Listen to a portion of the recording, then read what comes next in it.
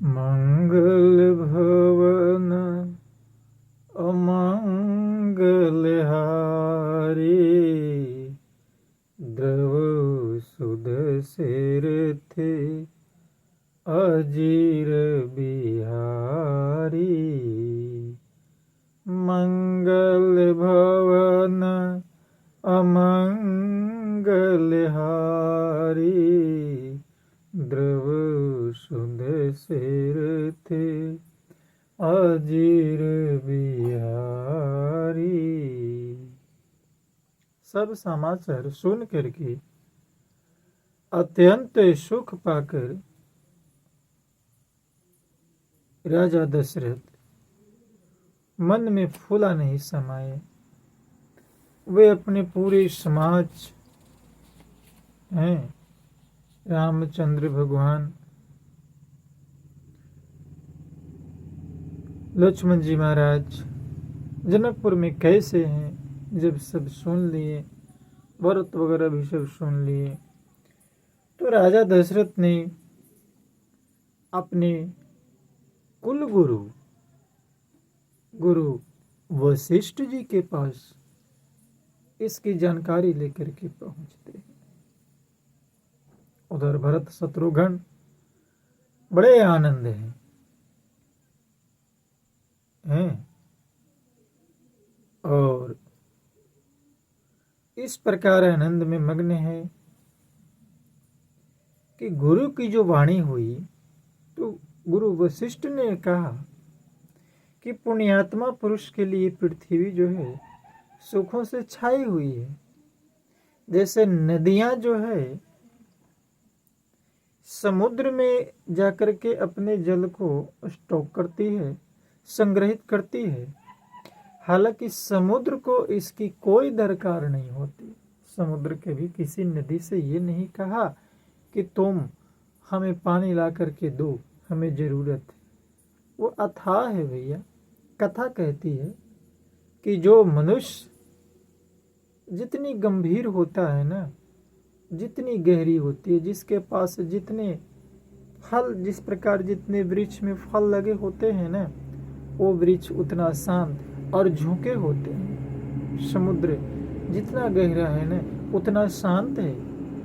जो ज्ञानी पुरुष होते हैं, जो समझदार पुरुष होते हैं, जो मर्यादा में रहने वाले पुरुष व्यक्ति होते हैं, वो कितनों भी संसार के ऐश्वर्य प्राप्त कर लेने, वो भी शांत होते हैं। जिमि सरिता सागर महु जाही,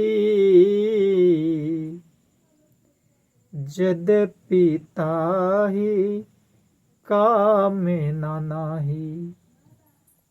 जिमि सरिता सागर महु जाही, यद्यपि ताहि कामे ना नाही। तिमि सुख संपत्ति बिनहि बोलाए, धर्मशील पहि जाहि सुभाए। वैसे ही कैसे, जैसे वैसे ही सुख और संपत्ति बिना ही बुलाए स्वाभाविक ही धर्मात्मा पुरुष के पास चली आती है। किस प्रकार? जिस प्रकार गहरे समुद्र के पास सारे नदियों का जल स्वतः चला जाता है।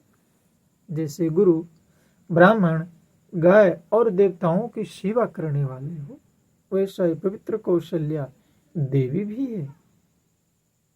है। इस प्रकार गुरु ने भी बड़ाई किया कि कौशल्या माता राम की माता है। कितना अहोभाग्यशाली होगा वो पुण्यात्मा जिसको भगवान श्री रामचंद्र जी का माता कहलाने का सौभाग्य प्राप्त होता है। कथा कहती है हमें तमाम बहनों का, तमाम माताओं का ऐसा सौभाग्य बनाने की कोशिश करना चाहिए कि आप हमारे हर एक माताएं कौशल्या नजर आए, हर एक बहना कौशल्या नजर आए। जैसे कि दास को एक युक्ति याद आई कि किसी भारतीय, देखिए भारतीय नारी की परंपरा क्या रही है हमारी मर्यादा में, कि एक बार विवेकानंद जी महाराज से किसी अंग्रेज ने पूछा था कि विवेकानंद जी आप ये बताएं कि आपके यहाँ की स्त्रियां, आपके यहाँ के लेडीज लोग जो हैं, माताएं हैं, बहनें हैं, हाथ क्यों नहीं मिलाती है। विवेकानंद ने कितना सटीक जवाब दिया, भारतीय नारी की गरिमा। उन्होंने बताया कि आप ये बताएं कि आपके यहाँ की जो महारानी होती है विक्टोरिया, उस पर जो इंग्लैंड की जो सर्वशक्तिमान पद पर जो वहाँ देश का राष्ट्राध्यक्ष जो महारानी बैठती है, वो किसी दूसरे स्त्री से हाथ मिलाती है। तो अंग्रेज ने कहा कि नहीं, चूंकि वो महारानी है, किसी साधारण स्त्री से, साधारण व्यक्ति से हाथ क्यों मिलाएगी वो हमारे देश की राष्ट्राध्यक्ष महारानी है। विवेकानंद ने कहा हमारे देश की प्रत्येक स्त्रियां एक महारानी है, फिर वह दूसरे से हाथ क्यों मिलाएगी। अंग्रेज अवाक रह जाता है। ये परंपरा रही है हमारे देश की, हमारे गौरव की।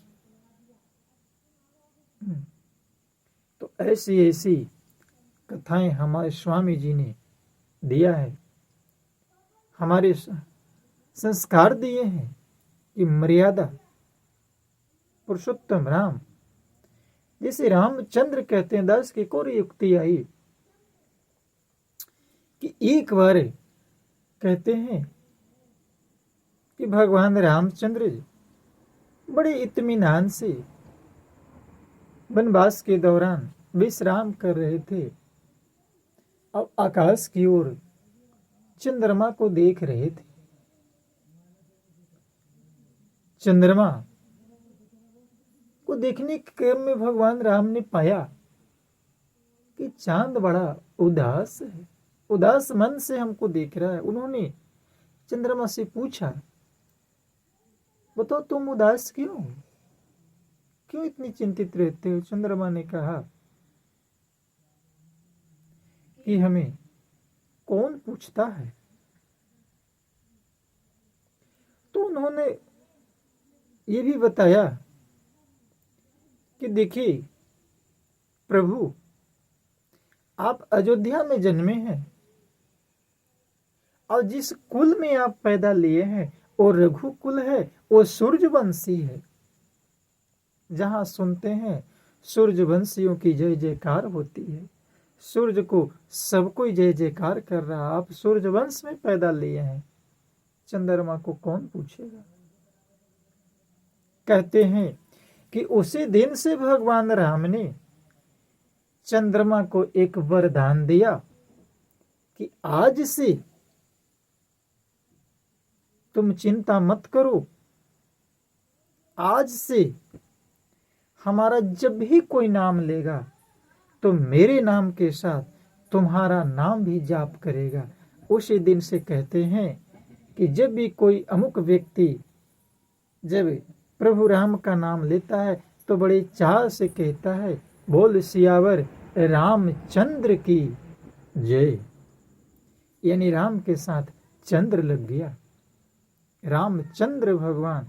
कहते हैं कि उसी दिन से राम के साथ चंद्रमा का भी जय जयकार होने लगा, वो चंद्रमा खुश हो गया।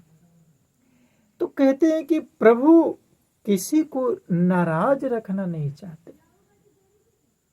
कौशल्या को पहले युग में वरदान दिया था शत्रुपा के रूप में कि हम आपकी कोख से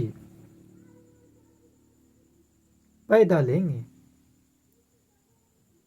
तो त्रेता में राम ने उस वचन को निभाया। देखिए प्रभु कितने दयालु होते। तो मानस की कथा ये सिखाती है कि हम अपने वचनों पर अडिग रहें, सत्य कर्म पर चलते रहे। ईश्वरीय शक्ति असंभव को संभव कर सकती है। बस प्रार्थना ही पारसमणि और कर्म ही कामधेनु बताया गया है। आज कौशल्या धन्य है वो मां।